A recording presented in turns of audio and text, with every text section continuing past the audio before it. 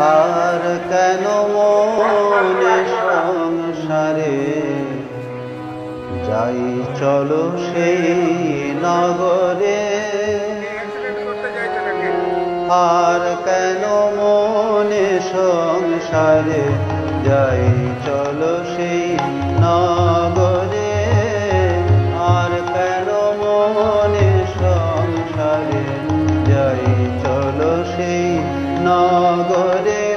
যেথা দিবানিশি পূর্ণ শশী আনন্দে বিরাজ করে। যেথা